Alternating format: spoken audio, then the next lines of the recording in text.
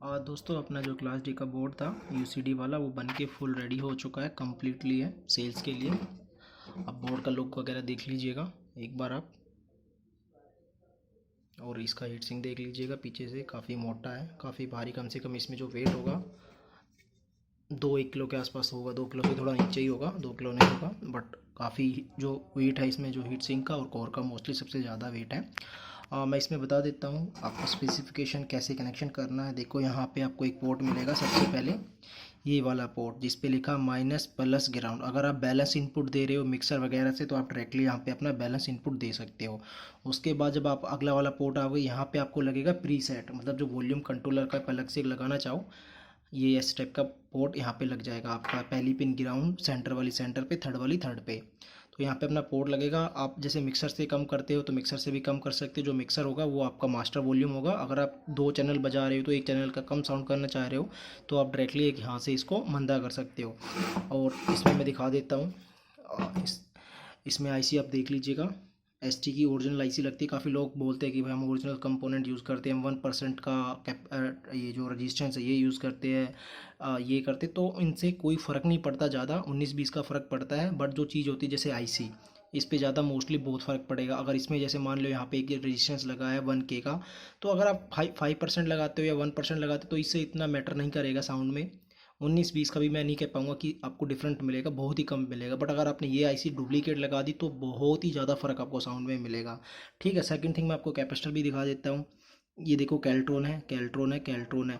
जहाँ पे मुझे लगा कि यहाँ पे आपको साउंड में फ़र्क पड़ सकता है क्योंकि ये जो है कैपेसिटर है इस आईसी को ऑपरेट कर पावर अप देते, तो जहाँ पे मुझे लग रहा था कि यहाँ पे इसकी बहुत ज़्यादा ज़रूरत है, यहाँ पे डुप्लीकेट नहीं चलेगा। या कोई दूसरा इंपोर्टेड ब्रांड जो होते हैं, जो इंपोर्टेड होते हैं, वो ऐसा नहीं वो डुप्लीकेट होते हैं, वो भी अच्छा होता है। बट एक्चुअली होता है क्या, काफ़ी सारे इंपोर्टेड मार्केट में मिलते हैं कैपेसिटर, तो आपको पता नहीं चलता कि कौन सा वाला अच्छा है कौन सा डुप्लीकेट है। तो आप मशीन से लगा के ही चेक कर पाते हैं। तो इतना टाइम मार्केट वाले में भी हमें भी नहीं होता, ना मार्केट वालों को होता कि वो एक एक पीस दिखाए आपको। तो हम मोस्टली हमने प्रेफर किया कि कैल्ट्रॉन का ही लगाएंगे, तो कैल्ट्रॉन का मेरी तरफ से भी ठीक है। बाकी जो और भी है इंपोर्टेड है चाइना से या जापान के, वो भी कैपेसिटर अच्छे हैं, ऐसा नहीं है। जो ये दुकान वाले काफ़ी सस्ते लेते हैं तो इसलिए वो बेकार माल बेचते हैं। बट जो इंपोर्टेड होगा, जैसे कि इसमें आप देखोगे ये इंपोर्टेड है, ओके, कोई माइक्रोफेरेड 100 माइक्रोफेरेड है, 100 ही माइक्रोफेरेड बता रहा है कैपेसिटर मल्टीमीटर से भी। तो यहाँ पे इसके बाद आपको यहाँ पे वोल्टेज देना है। देखोगे यहाँ पे बाइसिंग लिखा 12 वोल्ट, यहाँ पे प्लस माइनस जो कि आपको अडेप्टर से देना है 12 वोल्ट, कम से कम 3 एम्पियर। उससे कम एम्पियर आप मत दीजिएगा, 3 से 5 दे दीजिएगा, 10 दे दीजिएगा, कोई इश्यू नहीं है। बट 3 एम्पियर से कम मत देना, क्योंकि यहाँ पे आपने देखोगे यहाँ पे मोस्टली जो दूसरे जो बेचते हैं वो BD 139 140 लगाते हैं। ठीक है, तो यहाँ पे हमने BD 139 नहीं लगाया। ये जो ट्रांजिस्टर है ये 6 एम्पियर तक का आउटपुट एम्पियर आपका लेता है। तो अगर आप इसमें 1 एम्पियर दोगे तो जो गेट की ड्राइव पे उस पर तो वैसे ही वोल्टेज का एम्पियर कम जाएगा। आप देख लीजिएगा 1837 के जो पेयर होता है वो लगा हुआ है। और ये जो डायोड लगे हुए ये भी लगे हुए काफ़ी, MUR 460। ठीक है, तो यहाँ पे आपको कम से कम 3 एम्पियर दिखा। काफ़ी लोग क्या करते हैं 12 वोल्ट बाइसिंग को जैसे ट्रांसफार्मर यूज़ करते हैं उसको 78-12 लगा के 1 एम्पियर में कन्वर्ट। जो 78-12 होता है वो 1 एम्पियर का होता है, उससे बोर्ड आपका चलने को चलेगा। बट जो परफॉर्मेंस रहती है वहाँ पे जो स्विचिंग लॉस रहता है वो ज़्यादा होता है, और उसकी वजह से आपके मोस्फेट बहुत ज़्यादा हीट होते हैं और वो ख़राब हो जाते हैं। परफॉर्मेंस साउंड में जो बिल्कुल मंदी आवाज़ करने पे जो क्लियर साउंड आती है वो क्लियर साउंड नहीं आती। उसमें जब फुल करते हैं तो थोड़ी बहुत क्लियर आती है, वैसे क्लियर नहीं आती।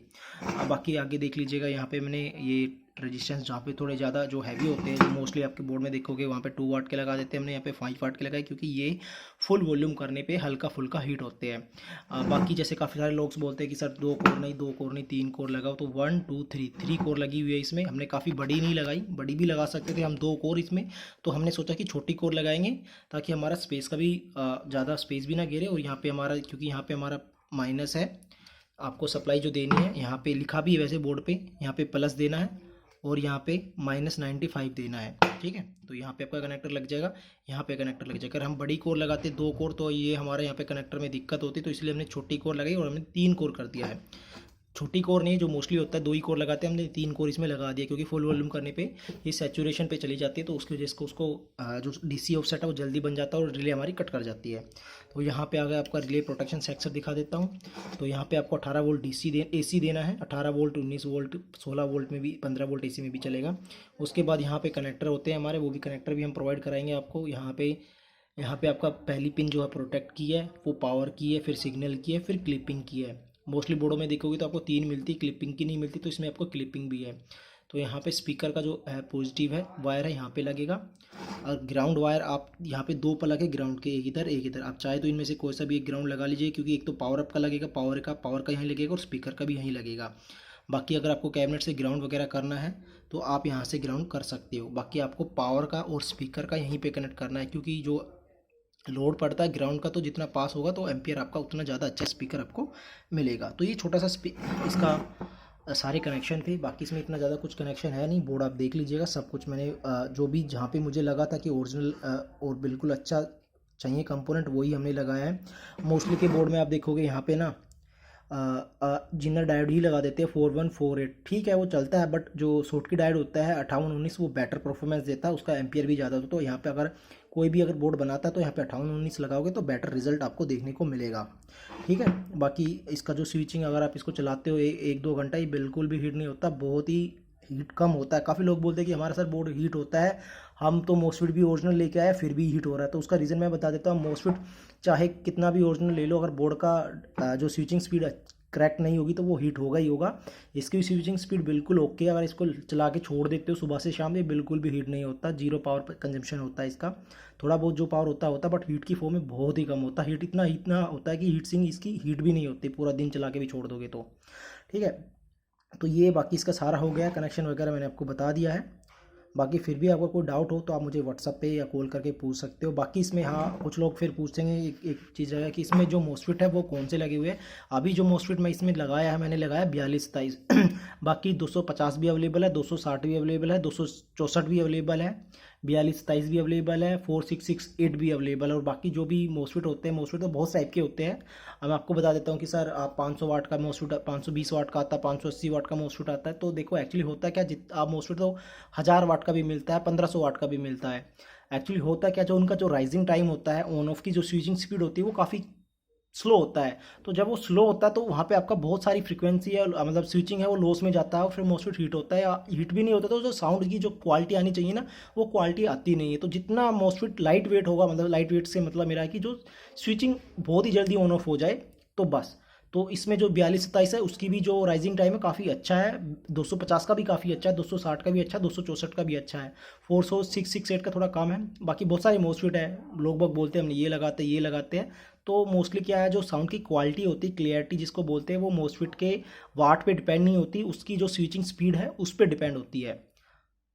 तो ये ध्यान में रखना कि सर 260 की जगह अगर मैं 260 लगाऊंगा या 42-27 लगाऊंगा तो क्या क्लियरिटी बढ़ जाए, मतलब वाट के साथ क्लियरिटी भी बढ़ जाएगी? नहीं। अगर उसका राइजिंग टाइम ज़्यादा है, नैनो सेकंड में राइजिंग टाइम होता है 20 नैनो सेकंड, मतलब 20 नैनो सेकंड में वो ऑन ऑफ हो जाएगा, तो उतना ही अच्छा। क्योंकि जो ये ऑन ऑफ होता है बहुत ही, मतलब 1 सेकंड में पता नहीं कितनी बार ऑन ऑफ हो जाता है ये।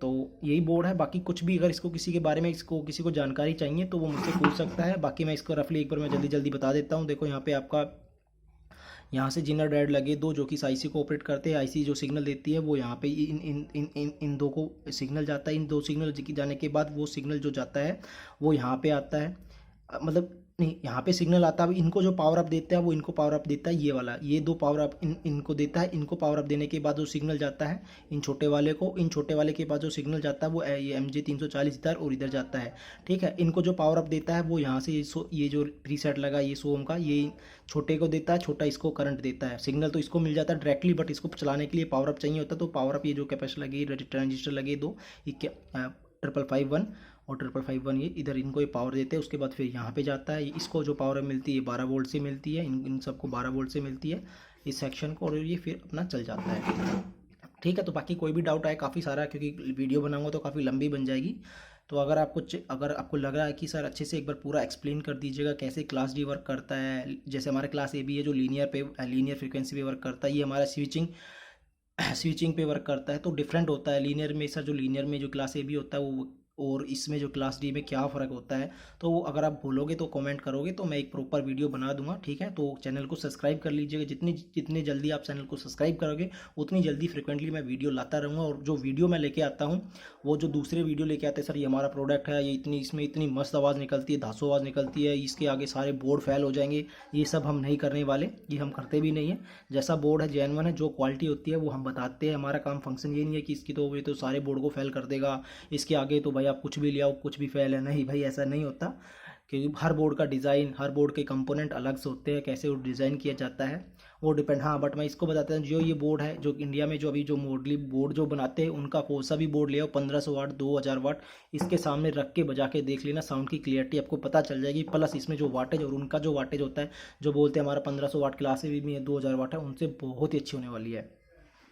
ठीक है, तो जो भी अगर आपको चाहिए वीडियो तो प्रॉपर नॉलेज के साथ तो मैं वीडियो बना दूंगा, तो चैनल को कर लीजिए सब्सक्राइब। सब्सक्राइब करोगे उतनी जल्दी वीडियो आएगी, प्लस वीडियो के साथ जितनी अच्छी मतलब जितना भी मेरे से हो सकेगा उतनी अच्छी नॉलेज मैं आपको दूंगा।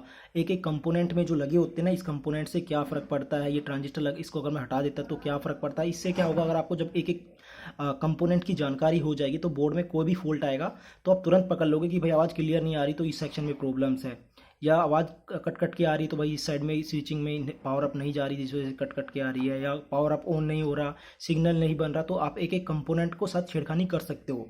जैसे अगर जैसे ये बोर्ड है चल रहा, अगर आपको चाहिए कि भाई मुझे बेस ज़्यादा चाहिए तो किस रजिस्टेंस या पीएफ को चेंज करके आप बेस बढ़ा सकते हो, या किसी पीएफ को कम करके उसकी छन या ट्रबल को बढ़ाया जा सकता है। तो फिर आपको जब एक एक कंपोनेंट की नॉलेज हो जाएगी तो आप कुछ भी कर सकते हो, उसके साथ कुछ भी छेड़खानी कर सकते हो। ठीक है, तो विदाउट अगर आप नॉलेज के कुछ भी छेड़खानी करोगे तो कुछ नहीं होगा, बोर्ड खराब ही हो जाता है।